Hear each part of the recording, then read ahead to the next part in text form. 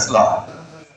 सबसे पहले मोदी जी के समय में ही वन नेशन वन टैक्स की अवधारणा हुई और उस समय भी हमारे विरोधी दल जीएसटी को लेकर के बहुत सारे आंदोलन वो करते थे, विरोध करते थे।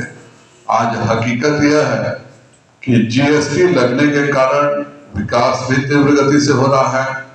जो ट्रांसपोर्ट में दो प्रदेशों के बीच में ट्रक हफ्तों तक फंसे रहते थे, आज उनके तेज आवागमन के कारण लगभग 2 लाख करोड़ के हर महीने के कलेक्शन को हम छूने जा रहे हैं। उसी प्रकार और दूसरा बड़ा परिवर्तन उन्होंने वन नेशन वन राशन के रूप में दिया। आज भारत का कोई भी, बिहार का कोई भी नागरिक अगर बंबई जा रहा है, दिल्ली जा रहा है, कहीं जा रहा है तो उसको राशन की सुविधा उसी स्थान पर मिल रही है। यह मोदी जी का फैसला था। और यह जो वन नेशन वन इलेक्शन का भी आया है, मैं सभी अपने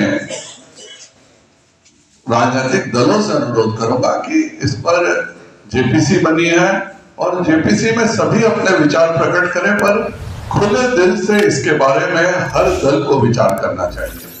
यह अपने आप में एक बहुत बड़ा संशोधन है। और हमारे जो संविधान निर्माताओं ने जब संविधान की रचना की थी, उसके बाद लोकसभा और विधानसभा के चुनाव एक साथ ही होते थे। यह परंपरा इंदिरा गांधी के घमंड के कारण टूटी जब उन्होंने सभी राज्यों में राष्ट्रपति शासन लगाना शुरू किया। आज इस देश में लगातार लॉ कमीशन 1999 में, 2015 में, 2018 में 3 बार लॉ कमीशन का रिकमेंडेशन आ चुका है कि वन नेशन वन इलेक्शन होना चाहिए। भारत के संविधान में आर्टिकल 327 के माध्यम से संसद को यह अधिकार भी दिया गया है कि वह न केवल लोकसभा के चुनाव बल्कि राज्यों के चुनाव पर भी निर्णय ले सकता है। और यह एक कॉन्स्टिट्यूशनल अमेंडमेंट संसद के आर्टिकल 368 के तहत इसको किया भी जा सकता है। बहुत सारे भ्रांतियां इस पर फैलाई जा रही हैं कि कैसे होगा, किस तरह से होगा। तो आज पहली बार एक जेपीसी बनी है। साधारणतः जेपीसी में 21 सदस्य होते थे। इस बार 39 सदस्यों को जेपीसी में रखा गया, जिसके कारण सभी दलों का रिप्रेजेंटेशन जॉइंट पार्लियामेंट्री कमेटी में रहे।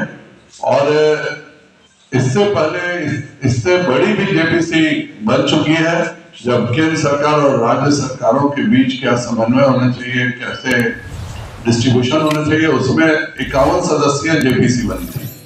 और यह जेपीसी का एक खुले दिल से करना, और मैं देश की आम जनता से भी, बिहार की आम जनता से अनुरोध करता हूँ कि वह सब राजनीतिक दलों से इस बात की जरूर चर्चा होनी चाहिए कि अगर एक साथ लोकसभा और विधानसभा के चुनाव होंगे तो बहुत बड़ी राशि बचेगी, सरकार का भी बहुत ज्यादा पैसा बचेगा और उससे भी बड़ा लाभ होगा कि 4.5 साल विकास से तीव्र गति से चल सकेगा। अभी क्या होता है, अगर आप बिहार की भी बात करें तो महाराष्ट्र में चुनाव था, उसके पहले हरियाणा में चुनाव था।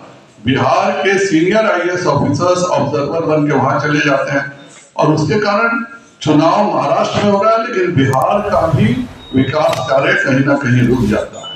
इसलिए यह एक ऐतिहासिक निर्णय है। मैं सभी से इस बात का अनुरोध भी करता हूं कि जेपीसी में खुले से चर्चा करें और 2034 में जो पूर्व राष्ट्रपति रामनाथ कोविंद जी का रिकमेंडेशन है कि 2034 से इसे लागू करना चाहिए, उसमें सभी दलों को मिलकर के एक साथ कार्य करके इसको आगे बढ़ाना चाहिए।